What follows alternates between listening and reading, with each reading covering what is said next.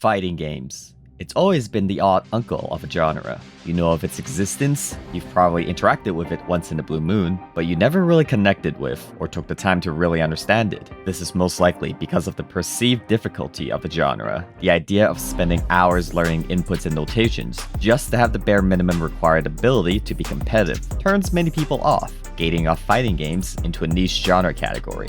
Today, we have what many consider to be the central figure, the household name of fighting games, putting down what they believe to be the fighting game for newcomers, a game playable by everyone. Join me as we, for the very first time, get to truly throw down the streets. This is The Second Opinion for Street Fighter 6. Street Fighter 6, by developer Capcom, is a two-dimensional plane fighting game that not only features your standard versus-style battles with an AI or online multiplayer opponents, but also a three-dimensional open-world single-player RPG that incorporates said battle systems. Street Fighter has traditionally been a fighting game more focused on spatial control and careful measure of your counterattacks, compared to some of its contemporaries that promote more fierce offensive beatdowns.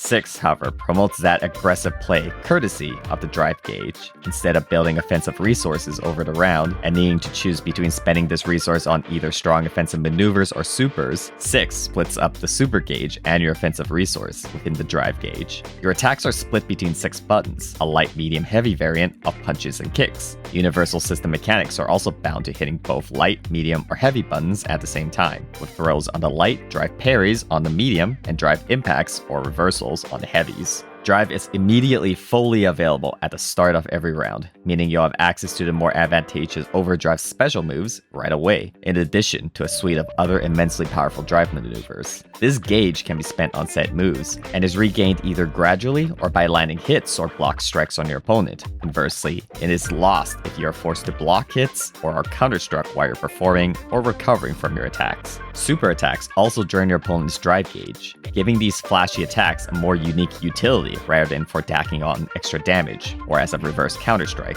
Aside from overdrive specials, which typically gives you an enhanced version of the special move, either making it faster, doing more damage, reducing the amount of time it takes to recover control over your character, or a combination of such, you'll be spending them on various drive moves. Drive parries let you block attacks without worrying over special properties that require you to block certain attacks standing or crouching, nullifies some pushback while blocking, and also regenerates your drive gauge on successful blocks. Perfectly timing a parry will net you a perfect parry, immediately canceling any sort of block animation, giving you an opportunity to immediately strike back. Drive rushes let you cancel attacks that normally can be cancelled into special moves, instead cancelling into a forward rush. Drive rush can also be cancelled into from a untriggered drive parry or a perfect parry, giving you a way to quickly approach from farther ranges. Drive rush enhances your next strike, causing your opponents to be sent reeling for longer than normal even if blocking, giving you the opportunity to link together attacks that are normally impossible, or put you in an advantageous state that you otherwise wouldn't be. Drive reversals allow you to break out of blocking, cancelling out block to immediately strike back with an undamaging strike, giving you a way to spend resources to stop your opponent's advantage so you don't have to read their next move. Finally, drive impacts, arguably Street Fighter 6 keystone mechanic, lets you launch an advancing strike that can barrel through up to 2 hits with its armor. Land this attack as a counter, and you'll cause your opponent to crumple or float, giving you ample opportunities to set up your most damaging combo. Even more terrifying, this strike will cause your opponents to get blown backwards if they block it, and while that's normally fine, if their back hits the corner, they'll bounce off defensively, giving you the same opportunity to get a free hit on them. This is considered one of the most important mechanics, not only because of how powerful it is, but also because of how simple it is to counter. Drive impacts have decent windup during its advance, with massive effects enveloping the character, giving you ample time to counteract by blocking it if not near the corner, throwing them out of the advance, or most impactfully, launching your own drive impact, letting you armor through their strike and netting yourself a counter crumple. All of these cost varying amounts of your gauge of 6, with drive parries costing half of a bar, totaling to 1 whole bar if you cancel into a drive rush, also 1 bar for drive impacts, 2 for overdrive drive specials and drive reversals, and finally a spicy 3 for canceling attack into a drive rush. This is important as completely exhausting your gauge or getting your gauge completely emptied by your opponents puts you in a negative state called burnout, which imparts you a couple of effects, all of which are incredibly bad for you. You now take immense chip damage when you normally took none at all, which actually kills you if you hit 0 on your health. Your drive mechanics are now all locked out until your gauge recovers. Hitting the wall from a drive impact now causes a long stun instead of a crumple, letting your opponents tack on even more damage from a successful impact. And finally, the blocking animation that normally needs to end before your character can act again gets extended, meaning your ability to strike back after blocking becomes incredibly restricted, giving your opponents even more options to crack open your blocks. Burnout lasts until the gauge automatically recovers and can be slowed down by you taking too many defensive measures like jumping, but can be sped up by acting offensively, like throwing strikes at your opponent. If all this sounds relatively overwhelming, Street Fighter 6 does contain a decently comprehensive tutorial covering the absolute basics of control to an overview of discussed mechanics, cultivating to even explanations on how you should approach the game state in an actual match, a rarity of the genre. But even more rare is the inclusion of a complete and unique single-player campaign in the World Tour mode. While most fighting games either tack on an extended arcade mode and call it its story mode, or create a whole different media to convey its plot, a visual novel for BlazBlue, or a whole non-interactive movie for Guilty Gear Strive, Street Fighter 6 instead effectively gives you an entire fighting game, plus tacks on a whole open-world RPG for you to play between bouts. After availing yourself to a generous character creation menu, you start your adventure by becoming a disciple of 6's primary character, Luke. Look at that dirt-eating grin. Learning the controls of the open-world environment and inheriting a diet version of Luke's moveset. After introducing you to a rival character and a few more tutorials, you're given free reign to do as you wish, with a main story to pursue and several side activities to enjoy. World Tour borrows much from modern RPG mechanics, giving you grindable levels, stats and skills to pick between, and purchasable or dropped gears to enhance your stats with. Further that, you'll encounter the playable character cast within the world, either through the main story or through side quests. Will train you to utilize their moveset, effectively becoming a sort of RPG class or job system. You'll gain entire access to their normal attacks, but their special attacks and supers will have to be unlocked by leveling up your specialization of that specific master. Again, mirroring a system of leveling up your specific class in an RPG to gain access to more abilities. Now, while you can only use a single master set for normal attacks, special moves and supers can be mixed between movesets, letting you throw out DJ's air slasher fireballs while covering the skies with Ken's Shoryuken. You're limited in your choices by both your set special move limit, dictated by your upgraded skills, and by any overlapping motions that will be shared between your many special moves. This limit is dictated purely by the motion, and not the attack input, so quarter circle forward punch fireball cannot be slotted with a quarter circle kick input special, further limiting those choices. But with even that in mind, being able to customize your personal character is interesting in execution, and for seasoned genre veterans who enjoy theory crafting, there's a lot of possibilities for custom combos here to discover, and you'll be using this battle system to battle out in the open world. Metro City, along with a second locale unlocked later on, is chock full of characters available for you to fight it out with. Not every single character can be challenged, but you can initiate combat with the vast majority of NPCs just wandering the city, from the elderly grandmothers to the city-watching superheroes. Some of them will actively seek out encounters with you, meaning they're aggressive RPG enemy encounters. These NPCs have their own set levels, which dictate their health values, how much damage they'll take from you, and how much damage they'll dish out to you. Even more interesting, these enemies will either use the movesets of an existing character, or their unique movesets exclusive to their enemy type. The more unique movesets are very interesting, as they're designed to teach you how to respond to a specific playstyle or technique in actual battles. A flying drone will force you to rely on anti-air in order to dispatch them, while a big slow juggernaut will armor straight through all your attacks, teaching you to patiently wait for their attack to end before counterattacking while they recover from the charge. Their AI is also curated to promote this idea. Certain enemies might be programmed to play very defensively, blocking your every blow, forcing you to rely on throws to break through, or another enemy will sit back and throw projectiles at you, incentivizing you to learn how to maneuver your way around projectiles. The most apparent and sometimes hilarious of which are the battles you'll face in the boss rush style tournaments that you'll encounter in the story. The majority of foes here you'll face are designed to focus on a specific strategy. You'll encounter a martial artist who uses Ryu's moveset and loves to throw out constant random hurricane kicks, or a sumo wrestler with E Honda's move who will headbutt at every opportunity. Existing online warriors will probably know how terrifying that is.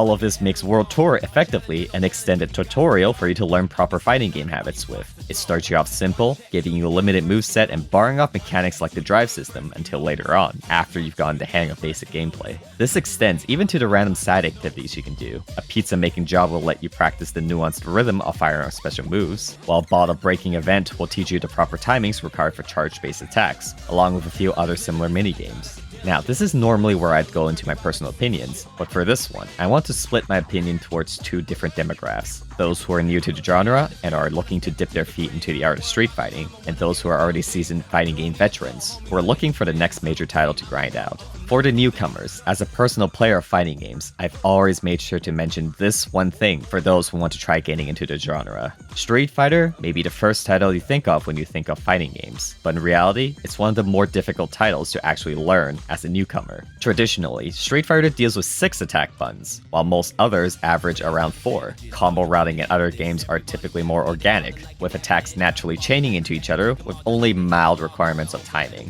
Street Fighter games are heavy on links, which require you to make strictly timed inputs for attacks to correctly combo into each other. While some other fighting games will give you a decent time frame to make key decisions, Street Fighter makes almost all of its aspects require snap decision making. All of this still carries on to Street Fighter 6, but Capcom has made an excellent decision to implement a ton of functions and features to make this the most accessible Street Fighter title for everyone to enjoy. The aforementioned tutorials are again an excellent way to introduce mechanics and ideas to beginners without too many overwhelming technical details, letting people try them out before they organically seek out more advanced details. Combo routes are still link heavy, but thanks to a generous input buffer, allowing the game to automatically correct early input timings by holding your button input and firing it off at the earliest possible point, makes these timing requirements feel much more like the amount that is expected of modern gamers, instead of the strict tenth of a second timing expectations of the likes of Street Fighter 4. This in itself makes this version of Street Fighter the most accessible to newcomers, but Capcom has created an additional feature to help not overwhelm those new to the genre with its modern control settings. Setting your control to modern reduces the attack buttons from normal punch and kick versions of light, medium, heavy to simply light, medium, heavy attacks, along with specific bound buttons for drive parry, drive impact, a special move button, and a modifier button. The immediate perk of this is that your attack buttons now fit in the standard 4-face button controller, instead of having attack buttons bound to face controllers along with shoulder buttons, filling up the entire controllers with specific buttons to push. Specials and supers can be fired off as simple button push, with different moves bound to each held direction instead of doing complete motion inputs. This simpler control scheme does come with limitations, as the reduced amount of attack buttons means you'll lose access to those specific attacks. You might lose an important strike for harassing far-ranged opponents, an overhead strike to get over low blocks, or a key combo tool to optimize damage. This aspect is pretty character-specific, as some are more affected than others by their lost tools. That's not to mention the 20% damage reduction you dish out by using the simpler special moves, though you still have the option of manually inputting the motion commands to retain that damage. Even with the limitations you take, Modern is still a viable choice for you to go with, and something you can grow above switching to classic controls after you've gotten the hang of the natural game theory of fighting games. But be careful not to trust the auto combo feature done by holding the modifier while attacking, as it teaches you bad habits along with not being reliable at even landing properly on opponents. This health modifier gives you a few more attacks that you can use from your character's full moveset, but the automatic follow-ups should not be trusted in actual gameplay. So if the tutorial, the availability of an extensive single-player campaign that attempts to teach you fighting game concepts, the more lenient mechanical requirements of the player, and the availability of a simpler control set, Street Fighter 6 is, in my eyes, the most accessible Street Fighter that Capcom has released. I still wouldn't consider it as the best game for a complete novice to get into fighting games, but certainly sits as a good enough choice within the category of fighting games for newcomers, in addition to the excellent production value of being a modern release. But what about for genre veterans, those who have already been playing fighting games? Whenever it's the previous Street Fighters or games from other developers that you may have played. What does Street Fighter 6 bring to the table that might make you want to give a new series a try? Well, if 6 is the most accessible Street Fighter for newcomers, then for veterans, I would say it's also the most feature-rich, directed specifically towards longtime fighting game players, thanks to its great quality of life features and clear portrayal of information. The most obvious of these lie within training mode. Modern fighting games have historically made it as difficult as possible for players to discover the properties of their attacks, offering only the most basic details and hiding the rest of that key information that are arguably core to central gameplay. 6 has finally given us not only full frame data available in-game, but have also consolidated this information in an easy-to-understand format through the frame data bar. Through this, not only can you easily understand if your attacks will properly link, and if you'll be plus or negative, but also show things like if your chains are true block strings, what frame trap has projectile or full invulnerability, and other such information that you generally had to research or experiment extensively to find out. Above this, training mode has been overhauled to actually be a focused hub for training, not only thanks to the bevy of toggleable options to fine-tune the scenarios you're looking to practice, but also the quick settings available that automatically set these options to commonly practice scenarios, such as anti-airs or whiff punishes, saving you the time, the monotony, and the possibility of mistakes while doing it manually. All that training carries over to actual gameplay, showcasing how 6 is the most fighting-focused Street Fighter of its series. Block string pressure is no longer as much of a knowledge check to remember whenever or not the attacks you're blocking out are advantaged and must be respected or negatively disadvantaged and should be challenged. Here, the vast majority of strikes are disadvantaged, which means, other than chainable light attacks, you can interrupt almost all normal strings assuming you're still in range. This is a huge change in feeling within combat, as you're no longer stuck blocking for extended periods, forced to guess when you're at a safe point to attempt to fight back. Instead, you're always expected to be swinging back, and instead have to contend with figuring out which of your attacks is the most suited for that specific situation you're in.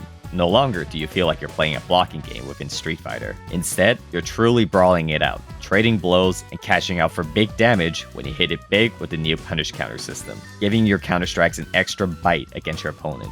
With the new drive system, you immediately feel at your strongest and are incentivized to spend it being aggressive instead of losing it when acting defensively. Again, promoting you to actually fight. And fight you will want, with the more focused character directions done to Street Fighter 6's current 16-character launch cast, with more to come later, instead of being packed with similar characters within archetypes with specific strengths. Here, the cast have been diversified to have their own specific strengths to make them unique. Zangief can scoop people up with his immensely damaging pile drivers from quite obscene distances, while similarly handsy grappler Manon instead utilizes a stacking metal resource that powers up her throws for every successfully landed one. Heavy brawler Marisa's simplistic but terrifying moveset allows her to charge some of her strikes, giving her frame advantage on a blocking opponent and can blow through attempts to counter with drive impact, while the tricky dancer DJ can instead fake out certain attacks, baiting your opponents to react to an expected swing and punishing them for it. Even serious vanilla-flavored mainstay Ryu has a unique game plan thanks to his Denjin charge, allowing him to charge up when his opponent starts respecting him too much, giving him the opportunity to fire off a powered-up fireball or an advantage for a strike.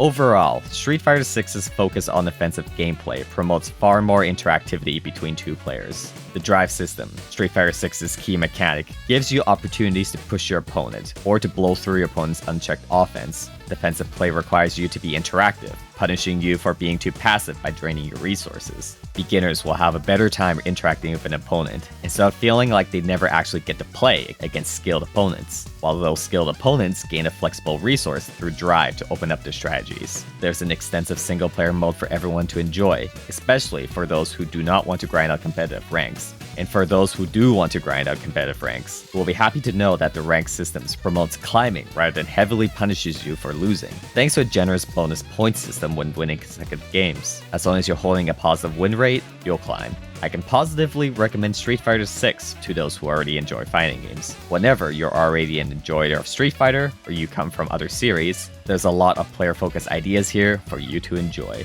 Those who are looking to dip their toes into the genre can definitely start here, but know that this isn't the easiest title of this genre to learn the game sense required to play fighting games, but the tools it gives you will help you grow those required skills. If you are, however, only looking at the single-player experience, World Tour mode is certainly extensive and quite enjoyable, but doesn't really have the amount of content to justify the full next-gen price tag. Waiting for a sale or price drop may be justified for your case. That's it for today's game.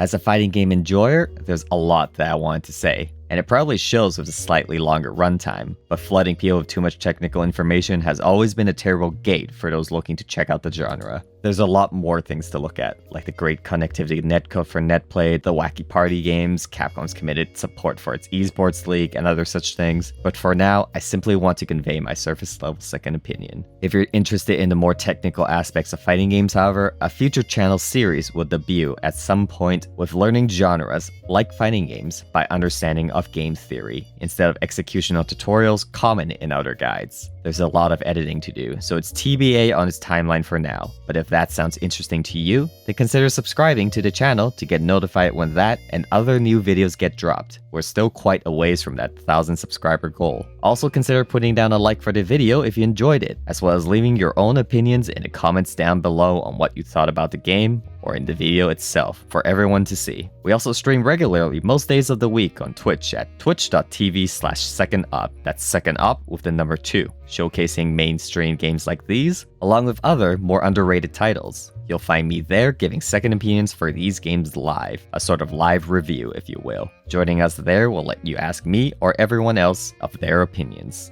And of course, most importantly, enjoy more games.